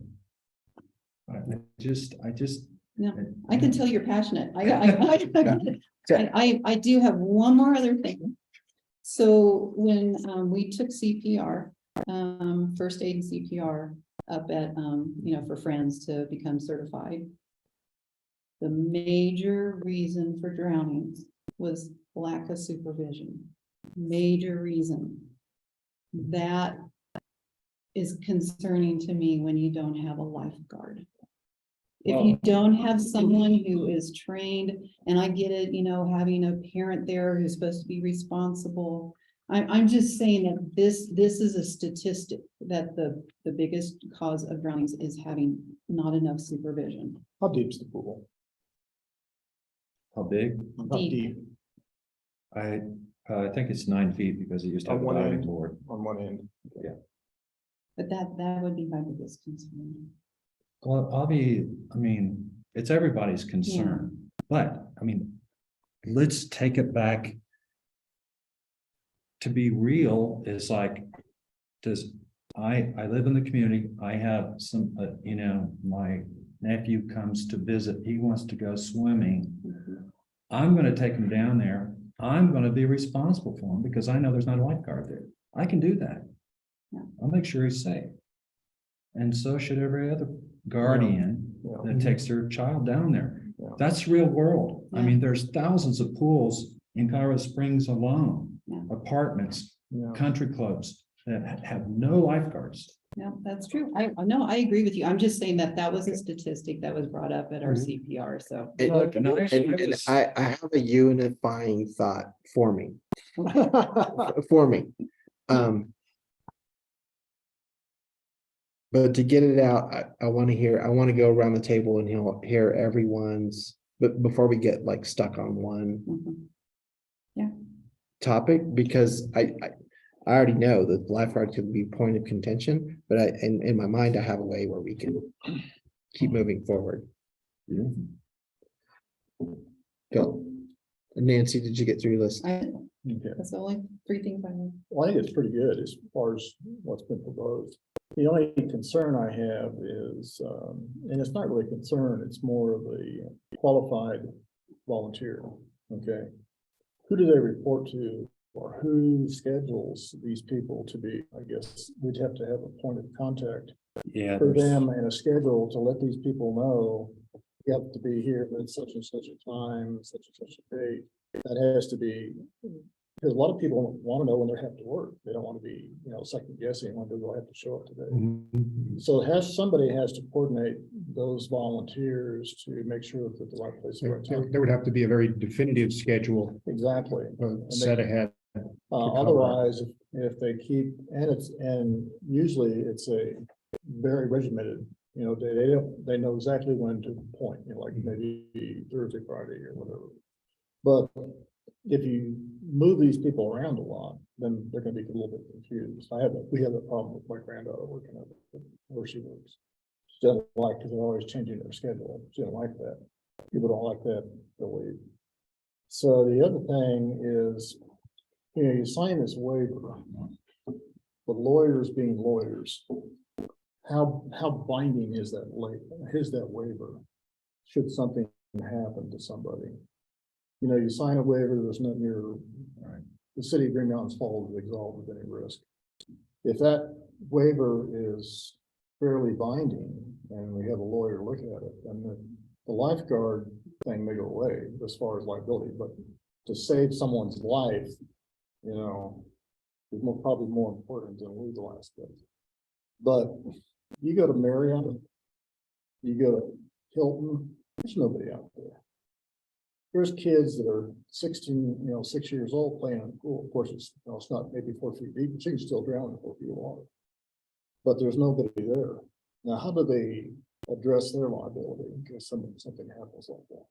And these are big organizations where a big organization, they have deep pockets and they can go after you. And bigger, if somebody wants to sue, they could. But a small town like Green Mountain Falls, I'm not sure. That's my only objection. I think it's a good idea. I'd like to see the pool open too, because when we first moved here, it was almost open every day. Seemed like it was in the summer. Good, Phil. Jay. I would love to see the pool open. I am a little skittish of liability concerns, just in general. I know liability statements on ski tickets, ski passes are fairly ironclad. They are very definitive. It's your fault if you get hurt, you're stupid or something like that. That doesn't stop people from suing. And there have been several cases that were heavily exploited in the case of severe accidents. And those are organizations that have aggressive patrols, aggressive safety mitigation situations. If a semi-public pool, as you're describing, can be supported by a municipality without a serious liability bill, without some expensive liability insurance policy, I think it would be great. I'm just hoping that we do not run into Well, the issues question like I'd that. ask Sarsa is, how much does a premium go up if we don't have a lifeguard? Because we were paying for it last season. What do you know what we paid for the liability I don't have insurance? any of that information. Okay. So that's an operational question that one would have to look into. Can I ask another question? Just on the beginning, you talked about an organization or a group that oversees Yeah, the Colorado Special District Property and Liability Pool. yeah. What do they do?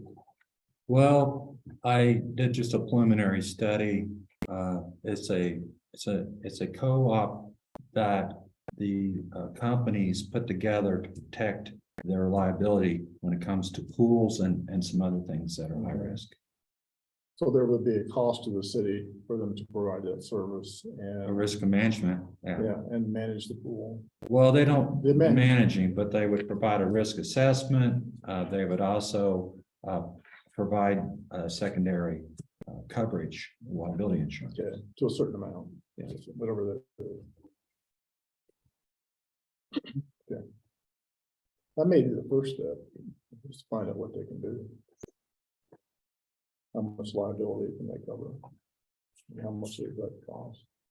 Well, our current insurance company is CIRSA, whatever that stands for. But Insurance they would right be- now is ridiculous. You know, insurance right now is ridiculous. It's just really circumstance. Okay, some thoughts. First, let me go through, these are not critiques, these are just things that I thought about as you were going through. The lifeguard issue probably will be an issue.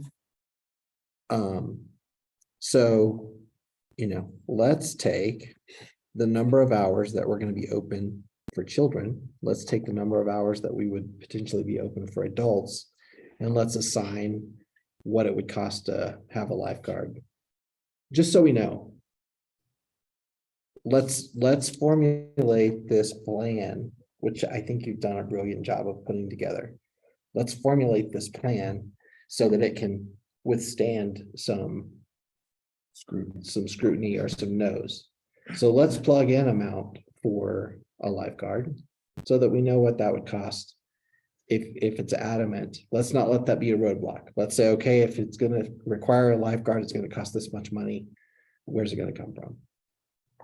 Let's not abort the idea of having one, because at the last I heard, someone said they would not support this without one. So okay, what does it cost? That's one. We used to have, or at one point, we had one woman in town who volunteered to run the pool. And I think she got upset because of some management issues, but she may be someone that we could pull back into this, who lives near the pool and would be good at organizing volunteers and clerks. So that's something to think about. All this talk about CIRSA and waivers of liability. We've got thousands of visitors in the park every summer who could fall off the bridge and drown, and they're not signing a liability waiver. We've got hikers. One this weekend fell on the north face of the Pittman property and broke her hip and got taken in by the Green Mountain Falls Fire Department. She didn't sign a waiver of liability, but there's some government protections in place. So there's risk out there. We can't let it stop us from enjoying our lives. Where's a balance? So I just think we have to have that in mind as we're talking about all this. We should have if we can get this to move forward, I think we can depend on the town attorney putting together a waiver that's as ironclad as we can get it. I think that's beyond our skill set, but the town attorney will absolutely have to be involved to get us there to that point. I love the idea of having children's swim times and adult swim times, and perhaps there's some flexibility there as to whether we need a lifeguard for both sessions. Maybe we only need it for the children's session, which cuts the cost. And then Nancy confirmed a note that I made when you were talking about the pool maintenance was, if town staff is certified to do that, we should absolutely do that, because we may need those dollars to pay a lifeguard. So let's see in your discussion with the town manager, what do current staff members have the certification to do? I can tell you that I pay Scott's Pool to keep the Little Beaver Inn Spa legal, and it's expensive. But I don't have anyone on staff that I can depend on doing it. And if we've got someone who's trained within the town, then I think that's great. I think we have to be cautious of volunteer burnout, because we got the parks thing coming up. We've got a lot of things happening in May and June, but I know this group is dedicated, and we've got trails ambassadors. I'm not saying I agree with everything with what you're doing here. I'm just saying we have to worry about risk a little bit. I do think that if we look at the pool and possibly stage the clerk in a place where they have full visibility of the pool, that helps with, yes, you could supervise your nephew because you're Don Walker and you're not gonna let anything happen. And there are parents out there that don't have that aren't you, unfortunately. There is a term legal term that's used called pool monitors. They're now certified lifeguards. But if you have a pool monitor and you call them a pool monitor, that infers certain liability. If it's a desk clerk, it's not. Yeah, so let's deem You- whatever. You call it a desk clerk, but you put the desk clerk in front of the pool so they can see Well, what's going on. No, I think you're both right. I think the desk clerk needs to be a pool monitor and needs to have that training. Whoever it is, probably at a minimum needs to have CPR training and, and let's make that person. Yeah, let's call it a pool coordinator. Well, Instead of a monitor. all that, what you said is valid. I was trying to come up with a pool of volunteers that would easily say yes. Well, what am I supposed to do? Just check the people in, make Yeah. sure their name's on the list. Oh, I can do that. But if you're, start setting down some qualifications, like you gotta know CPR, you gotta go walk around the pool every hour or 30 minutes and make sure there's no hazards, then it gets more complicated and your pool of volunteers starts dwindling. Yeah. So, So I am hopeful that this person who used to want to volunteer to run the pool would take that on.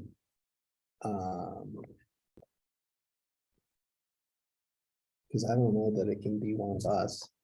well, of course, naturally, I'd like to have lifeguards there. I guess my emphasis was, how can we do it? Because we don't have the money. How can we do it otherwise? And the first thing that's off the chopping block is the expense of a full-time lifeguard. But I can see the merit, and if we're just open 4 hours a day, on 3 days a week, that's cuts that payroll in half. So. Just getting a summation, it's a good proposal. Just putting some numbers behind it, both with the lifeguard, both with the insurance, both from the insurance situation and the potential for, a lifeguard would be a good step. Well, so is it gonna be a sink or swim thing? Well, Literally. huh? Literally. Yeah, so, is the concept with a lifeguard, it either sinks or swims.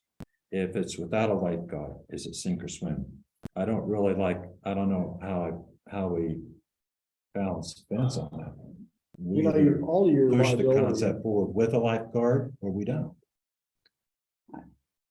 Both options. You need numbers to know Both what, options. yeah, you need the numbers to know where things stand. Yeah, it's just like when we presented the dumpster blind and we said, okay, you have these 4 options to defray costs. Well, then it can be, this is an option to defray costs. Money wasn't the only obstacle last season. It was Yeah. in administration. We couldn't get people to show up. Yeah. Even when we're paying them. Yeah, the contract was not good. Yeah. But, Well, and we relied on a contractor who was not local, who Yes. had no. yes, absolutely. Green Mountain Falls didn't mean anything Yeah. to them, but Jack. Yes, And this is a reverse process of that, where we're trying to self-support our own pool. Yeah. And that's when people that care about Green Mountain Falls are working on a project, we're gonna have a lot more success. true. And that's why I'm saying, hopefully the residents that are really wanting to support the pool will come out and support the pool. they will sign up for those volunteer hours, they will do some of that, at the desk and checking How people much is a in. lifeguard? This is gonna be a part-time job, and of course, everybody wants, They would, full-time job. well, and they would probably be working up at Woodland Park too, Yeah. and then. so. That's Say another $15 hurdle. an Phil. hour, $20 an hour. That's another hurdle, getting it administrated. You're looking at probably a month's wages, about 160, 170 hours times, say 15, 20, to make it attractive for them. So that's a couple of $1,000 Yeah. just for this lifeguard salary. So, But, and I'm gonna say that with the public pool in Woodland Park, there are probably people there Mhm. that are willing, because we're not paying overtime. There's probably people there who can pick up a 4-hour shift. And we would have to tap into that resource. mhm. So Don, I think what I'm hearing is everybody's supportive of this plan. And we are asking questions that will be asked going forward by others. So to prepare, let's make this plan. Let's have it be prepared for those questions. This is a great. Let me ask you this question, because this is definitely an impression that was left with me by the town staff, in that was a headache they just didn't want to mess with. Well, I always want to be on the side of town government, but that's not always possible. And I think we have to put together a plan and say, we've offered up a plan, we've done what you've asked us to do, and are you willing to support it or not? But the better and the stronger the plan is, and the more that we've thought through, and I think that's why they asked us to do it, is because we're pretty good at this. Yeah. Mhm. So they will have to be the ones to say no. Okay, so I just, I was really trying to I don't know. I get it. I You hear wanted what to you're send in, saying. I think you wanted to send in something that nobody can say no to. Yes, Um, thank you. yeah, no, and I think you've done a great job at doing that. We know people are gonna poke holes in it because that's what they do. I mean, that's everyone's job. Yeah. It's That's just how I'm gonna start any with other you guys, business, so. yeah. You would use a sharp dagger. We're This is just, this is the blunted sword, just to remind you where the pointy end is. pointy is gonna come. But if you want to defend this, the best way to do it is to show them that you've gone through the options. So here's the alternative. Here's if you want us to put up a plan, we'll put up the full boat. They'll gag on that. Then you have the options to step it down. And you've done exactly that with the dumpster blind Yeah, project. yeah. That stepped them down to a point where we could put it within the framework we had. Okay. And they have several Um, plans with a Yeah. price tag on Yes. each plan. Yes, Yeah. yes. If you'd like, I think we're coming down to a point of, okay, let's break this down and start to detail it. If you want me to work with you and help you out with making calls, I pulled up the CIRSA website while we were here. I will talk to town staff, make sure we know what the bounds on that previous insurance policy were, and get a quote from CIRSA today, or over the next few days. I can go ahead with that kind of detail. I'll help out. Do you want that kind of information, you think? Well, it's not for me to decide, it's for the group to decide. But I think, Don, that in the beginning of this, you said you're gonna do a risk management review with CIRSA, with this Colorado Special Districts Pool Liability, and with the town manager. So you're gonna hear all of these poking holes in theories during that time. And I think if you go through that with an open mind, that we can make changes, that we can present some different options. The way to not let this thing die is to Put a cost. give it more legs Yeah. to stand on. So I think if you have that top of mind as you're going through this discovery period, this is a great draft and a great place to start. Okay. Agreed. Let's let people poke holes in it and come up with solutions. Make it stronger. Well, I think talking with our insurer, with Becky, would be a great start. You know, even if you have a lifeguard, it doesn't absolve you from some liability. Right. I've seen kids jump off and hit their head on the side of the pool, you know, even before they get in the water. So, but with a lifeguard, your premium may go down on, you know, insurance. And it may absolve you from some liability, but it's not all gonna go away. No. And I don't know that much about CIRSA. I kind of feel in my mind, CIRSA is a big blanket policy that covers the town, and it may go up or down a little bit based on what we're doing, but it's not. Maybe a small percentage. And I don't know that to be true. That's the way that I think about it. So I would like to sit in with you on as much of this discovery as possible. Okay. Why don't you Just to try to initiate it, help. since you have a working relationship with the town manager, you can initiate it if you like, Okay. and I'll be the one sitting. No, this is your baby. Yes. I want to support you in getting this done because I know that you're passionate about it, and I would love it. You know, another thing you may want to do, you know, you've only bracketed it to, you know, Friday, Saturday, and Sunday. You could do 2 days, you could do 4 days. And that's you could true, do 3 days. To look at different options that way and what the price would be. Well, and I think when we are soliciting for volunteers, that they are aware that the number of days that the pool's open is based on how much time they're willing to give. Yeah. I foresaw the success of the pool, initiating more volunteers. Hey, why don't you open on, Wednesday and Thursday? Because we don't have any volunteers. Would you like to volunteer? Sure. Yeah. I can do Wednesday. Yeah. Boom, got another day you can be open. Absolutely. Yeah. So let's not write this so strict that this is a great start. I think as long as you're willing for this to change shapes like it did a couple of times with the dumpster blind, that's how we got a successful project. Yeah. It's a good model. Agreed. Thank Thank you, Don. No, Yeah. thank you. I'm still alive. So Nancy, you may be glad that I left Zoom on and recorded all that, because I think it would be good if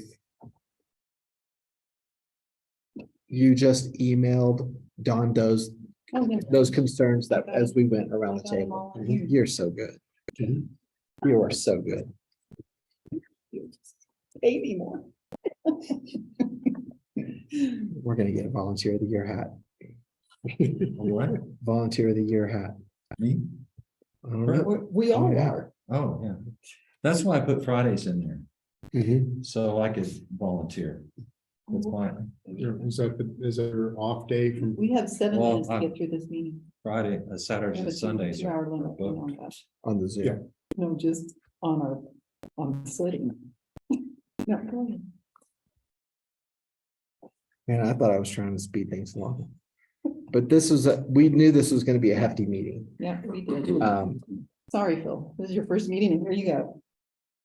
I know. Welcome. That's why I get the big bucks, right? Yes, after me. You're already getting 30% overtime. So anything else on this? On pool operational studies. Next step, I will set up a meeting with the town manager and we will sit down and go through this and start working through it. Well, let's do that soon. I'm available. I'll make myself available. I love it. Thank you. Moving on to 5E, which is the gazebo historical grant. I can say that, We absolutely need to apply for that. We need a scope of work. Which I think can be very basic, but let's just say,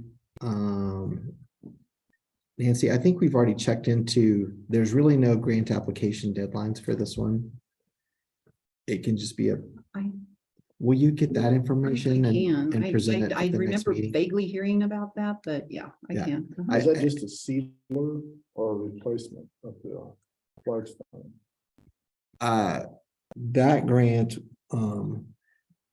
because the gazebo has already been established as a historical site in Colorado.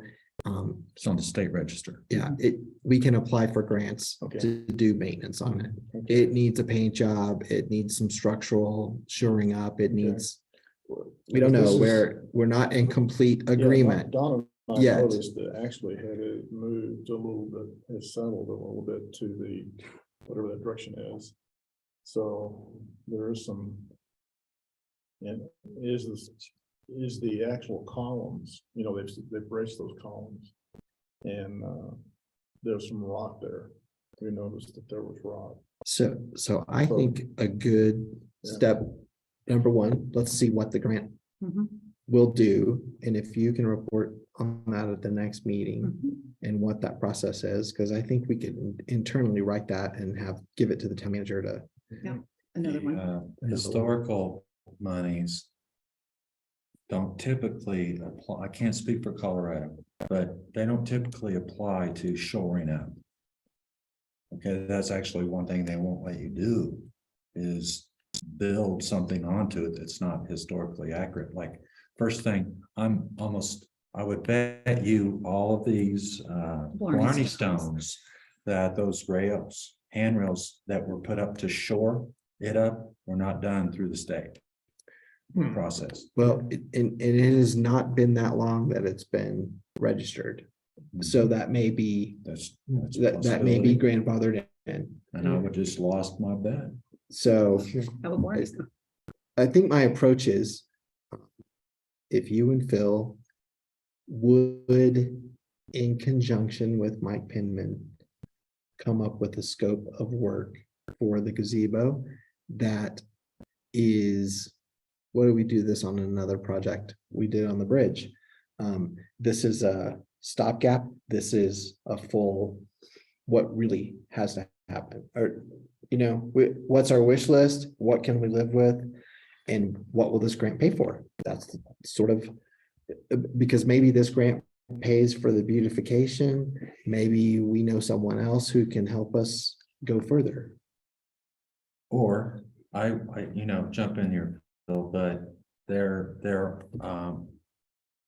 I think the first thing that I would test would be the integrity of the Structure, columns. you're right. And they have electronic equipment now that can actually test the integrity of that wood and see how much of it's dry rotted. It's like a sonar. Yeah, Yeah, well, if it's over a certain percentage, then it's considered rotted wood, usually 25–30%. But my concern is the wind. I don't know how that is attached, from the columns to the roof. That becomes the sail in the wind, so that needs to be looked at too. We could just You're look at it. thinking that it's racked so badly pull that that it's. ceiling that it down, could- though. to see. Well, it could actually lift, and you need to look at that. So those are some structural issues we need to look at. But I think the rest of it's cosmetic. But I have when's the last time it was looked at? I know the Penman family has been on the construction side of working on it for generations. Mhm. So that's why I'd like to see Mike Penman there. I also know that Mike Penman is a value engineer to counter. I know they repaint the What roof. almost engineers every do. year. They repaint it, and I looked at it. But it'd be interesting to know how that's connected. Yeah, but the roof paint is, if we don't get that done right away, Yeah, we're gonna have structural loss because we're not watertight. Mhm. yeah. So if this grant will pay for that, we need to get that done. Mhm. And if there's equipment that we need to test the structural integrity of the gazebo, Stick a screwdriver in there. If it goes in, you're in trouble. We already Yeah. did the finger test. Do the screwdriver test. so, you may come back to me or back to the group next meeting and say, we need to spend this much money to tell you what we need to do structurally. Yeah, we can do that.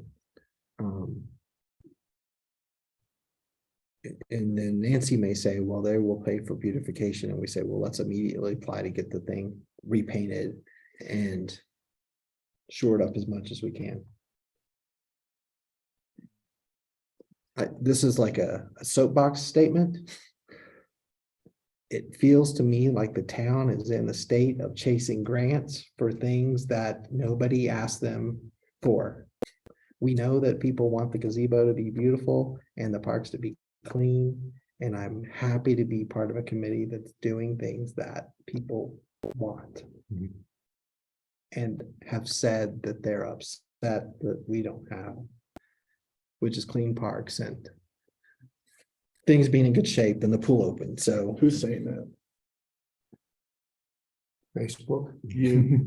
Okay. I mean, these are things that we hear at From the community. from the community at meetings on kudos and concerns, walking down the street. Yeah. And that's another, I don't want to get cross with town staff because everybody's doing their job, but we know what we need to do. We need to paint the roof of the gazebo Mhm. and we need to keep it standing up. And we're looking at replacing the bridge that, that's a big wish, but let's make the gazebo pretty and let's fill the flower pots and let's make it a happy Light place. bulbs on the Yeah. bridge. And is it because There's only one left. they haven't been changed, or is it their electrical problem? We don't know because we need to. Each one of those has a photocell on. So it's either going to be a burnout light bulb or that photocell failed. Yeah. It's one of the two. So. Protect our brand. Let's have that be part of your discovery They're not and your meant- report at the You mean next that meeting. one? Because, Those lights are. I'll just go out and fix it. No, I have to write anything. hey, if you come back and say they all work, then I think we say, great job, Don. Good report. Here's a bill for the new light. And I don't think anybody's gonna stop. I wouldn't even charge you for the light bulbs, okay? That's just, if I set up a ladder up there, that may be the most dangerous part of it all. Setting up a ladder on those planks. Well, yeah, we get it. I will- Planks. OSHA proof. I'll volunteer to be the lake monitor that day. Okay. You can call me and I'll hold the ladder. But jokes aside, this seems like a good approach to make some forward movement on the gazebo, which is important. So Nancy, thanks for keeping that on our Yeah. agenda.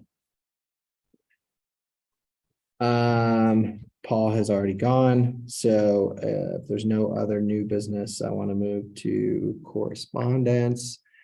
I'm always questioning I've got if, maybe a recommendation. I don't know if it's new business or not. let's have you say it during reports then. Okay. Have you ever driven into Breckenridge or Alma during the summer? And they have these Sometimes. beautiful flower baskets that really make the town look spectacular, in my opinion. And I just wondered if that would be possible, something for us to do during the summertime, from June to September, just to dress up the town, make it a little more beautiful.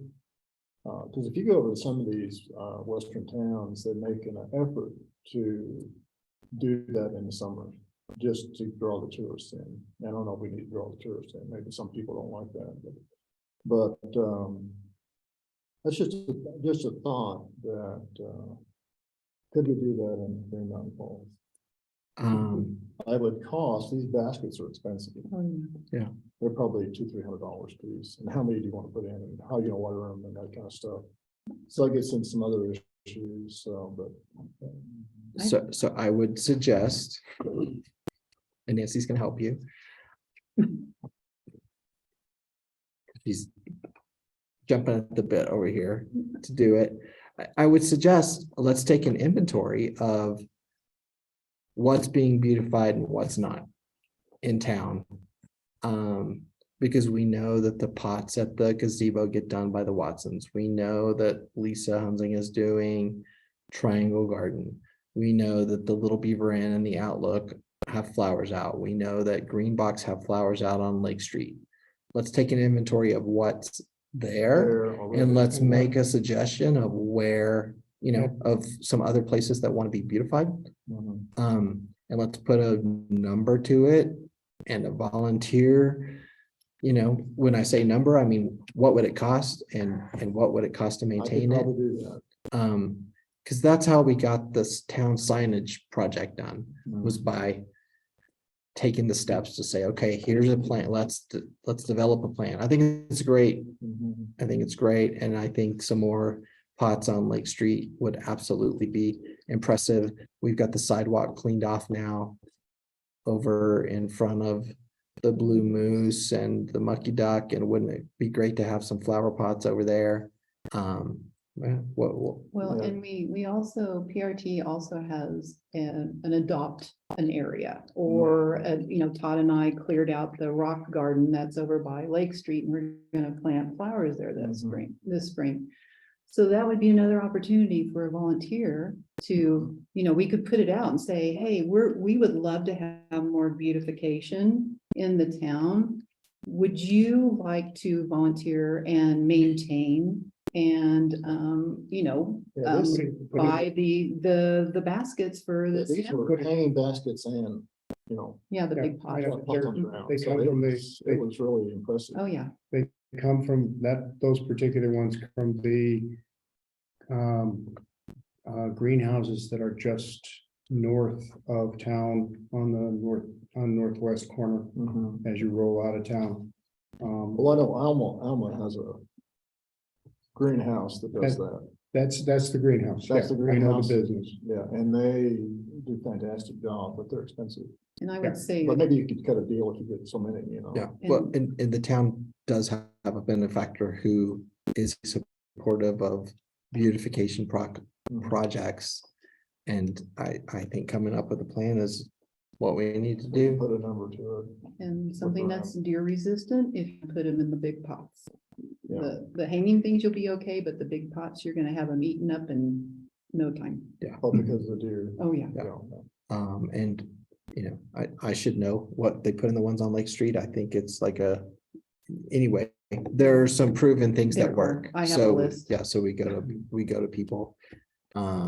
And Jay's got a big report still to get through, so. Okay. Start Okay. up, okay. So I've been looking at the Stilling Basin situation. I'm really not super far into that. What I would like to see would be a reference point which would give us. Well, first off, the request was for me to set up a public input meeting to deal with, to address and involve the public in landscaping the area around the Stilling Basin. Taking the raw sketch that Ron put together and adding some detail to that so that it can be acted on while the equipment is in the area. If we need to modify or change the grades, both of the proposals that Ron sketched for the modified seating areas would require some excavation and stabilization of the ground. I guess I could pull those up. That's in last week's package. I didn't think to grab that. It's But okay. do I that think right we now. can, Yeah, if you recall, there were the sitting areas needed to have either a raised base or a excavation to stabilize those areas. Now, also along that line, you've got to have the transition from an impervious material in the water containment area to the slope above. The slope above is probably going to be grassy, but we want to make sure that people are comfortable with what plantings are put in place there. what small plantings we can add to the perimeter of the area to build that up. And we want to do this in a way that meshes with public opinion. There's been some difficult public opinion about the, responses about the Stilling Basin. I think as we get started on that, one of the things that would be necessary is to have a general comment about the genesis of the program. Just a summation of here's why it happened. It's there. Let's work from this. I want to make sure that I think that would be desirable to diffuse some of the public commentary. Now, the meeting time that you suggested, the 23rd, would be excellent. I can modify that meeting notice, but that's the only piece that I prepared right now. So Right. Jay and I and the town manager have been sort of working on this, so maybe I can summarize that. Sure. We are proposing to do the first town engagement meeting next Thursday night at the Sally Bush Center. And at that time, I think that Jay would give a brief introduction as to the Stilling Basins and why we had to have them. End of that discussion, because they can't be changed. Right. We need, and I'm just picturing a vision board that says that. Mhm. The second vision board, I think, needs to say, these are the restrictions Mhm. for Yes. beautification, because there has to be access, Right. et cetera, et cetera. These are the limitations. Access, no invasive plants. et Right, cetera. and then, third vision board is this is a list of plants that has been given to us last year by Carl Chapman. She gave the PRT a list of plant materials that would work in Green Mountain Falls. She's a landscape architect, so with a long history here. So she put together a plant list, of which I hope I shared, but I've got it. We haven't done a beautification project yet, so here we go. It's Okay. finally something, I finally get to use it. And then I think we keep it pretty simple as a vision board of what would people like to see. And we're gonna have a discussion about the guardrail, but that's not what this is about. Right. This is what would people like to see, so that we can vision our way into a plan and put a cost to it. I wanted to bring up the source to diffuse that whole discussion.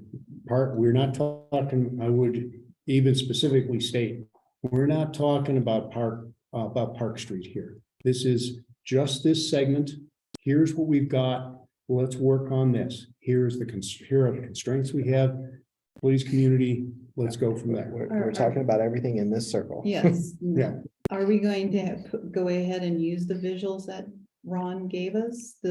I would love to. I They think are. we should. I because they're think inspirational. we need to have a foundation points of visual for people to look at and then build off of that. Right. If you just let it go willy-nilly and open, you're gonna have all kinds of things. But if you can just sort of give that visual first and say, your thoughts on this, enhancements, what would you do different? Then take that input and we'll decide on what. I've taken, Becky forwarded me some pictures. I've added a couple of other pictures to those. I can build on those. Well, you don't want to have too much no, to no. overwhelm them too, No, so I would keep it have- simple. what I'm looking at is one picture that I think the best option would really be one picture that replicates the view that Ron used in his schematic. Here's what it is today. Here's proposal A. Here's proposal option 1 and option 2, I think the way he described them. Here are 2 options.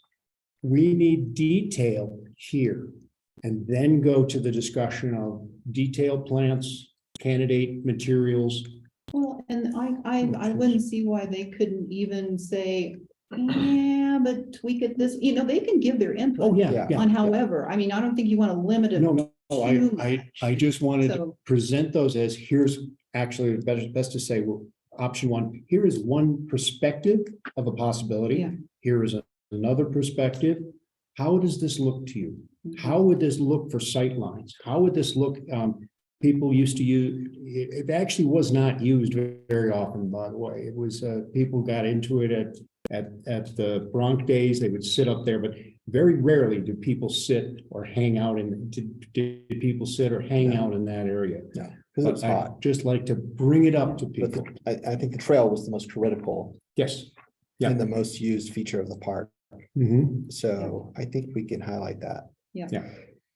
And I know a 501c3 that would be interested in helping build that trail. Okay. Make it legit. Did you start another one? Yes, And that's the I plan. know a 501c3 who's interested in that being a beautiful spot. So look at us, go nonprofits. Okay, so roughly 5 slides and then the community discussion.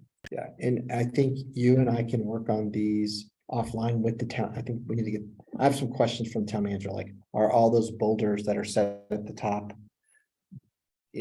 Are those, we never talked about that. Right. Are those necessary for safety? What is their story? Do they stay, do they go?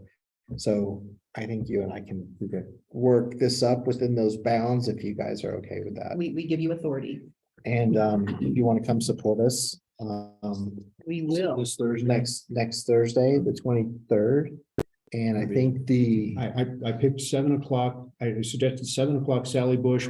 We could do it 7 o'clock here. If this is a better meeting space or more accessible. you know, I think it's a discussion. Do we think that we're gonna? I don't think this is gonna be like the comp plan. Mm-mm. I think we're gonna have a small group I of think people you- that show up and we already have the equipment here to do it. And they're gonna be prepared to talk about the guard, the railing. I know, That's all they want to talk about. I want to talk about it too. But not there. I know. You better have another meeting date for that set. This is visioning We weren't responsible. what for we that, want. so- We weren't, and I do want to talk about that with the appropriate person. The address here. Not me. Not you. What's the address? Is Real Housewives going on? I'm hungry. No, I think, I don't want to eat, I'll ruin my Open supper. last thing I will say, my report is I said it when I got on my soapbox earlier about, I'm real proud of what this group is doing, getting some things done that are critical and important. Thank you for that. I want this whole thing to work too. We did have, you saw it on Facebook because I think you engaged, but we had a tree that was a memorial that was cut down in the park, which was extremely unfortunate. Yeah, And one of our goals was to, contractor didn't know anything about it probably. well, but there's a sign there. Yeah. So I can't say that, Well, they don't care. They just don't care. yeah. Basically. So oversight on construction projects is a big deal. Yeah. I took pictures. And I know you took pictures, and I know Becky took pictures before the project, but our goal of memorializing or getting a list of every plaque and all the information that we can is right on target, because that will prevent this from happening again. I don't know if this group can, so I'm just gonna try to do it without somebody telling me I can't, but I'd like to form a subcommittee of people to help us get that information. Britt Peterson has already volunteered.